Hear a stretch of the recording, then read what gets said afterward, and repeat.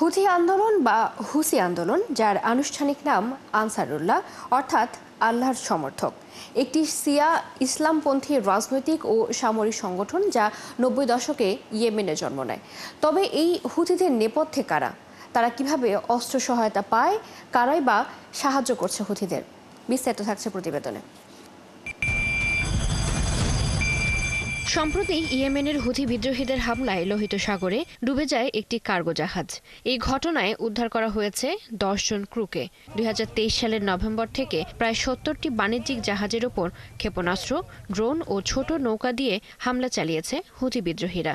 একটি জাহাজ দখলসহ ডুবিয়ে দেওয়া হয়েছে 4টি জাহাজ। কালার এক্সপার্ট, জর্জ স্যাপ এবং মাইল্ড অন হ্যান্ডস টেকনোলজি সমৃদ্ধ অরিক্স ক্রিস্টাল ওয়াশ আপনার লন্ড্রি এক্সপার্ট। যুক্তরাষ্ট্রের দাবি এসব হামলা চালাতে হুথিদের সহায়তা করছে ইরান। সৌদি আরব ও যুক্তরাষ্ট্র বলছে, ইয়েমেনে গৃহযুদ্ধের সময় জাতিসংঘের অস্ত্র নিষেধাজ্ঞা লঙ্ঘন করে ইরান হুথিদের কাছে ড্রোন, ক্রুজ এবং ব্যালিস্টিক ক্ষেপণাস্ত্র সহ নানা ধরনের অস্ত্র পাচার করেছে। যদিও এই অভিযোগ অস্বীকার করেছে তেহরান। কেবল রাজনৈতিকভাবে হুথিদের সমর্থন করার কথা জানিয়েছে দেশটি।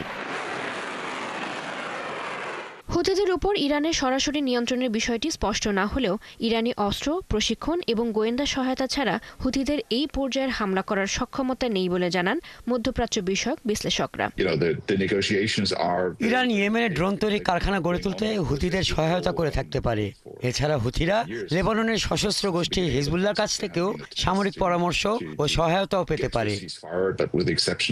চলতি বছর ইরানের পারমাণবিক ও সামরিক স্থাপনায় অতর্কিত হামলা চালায় ইসরায়েল। এর জবাবে ইরান ইসরায়েলের উপর বিমান হামলা চালায়। এর আগে গেল বছর সেপ্টেম্বর থেকে ইসরায়েল লেবাননের হিজবুল্লাহর উপর একের পর এক হামলা চালিয়ে আসছে।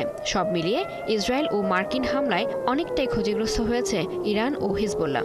তবে ইরান এবং হিজবুল্লাহর উপর এসব আক্রমণ তাদের মিত্র হুথি বিদ্রোহীদের যে কোনো সহায়তা দেওয়ার ক্ষেত্রে কতটা প্রভাব ফেলতে পারে তা এখনও স্পষ্ট নয়।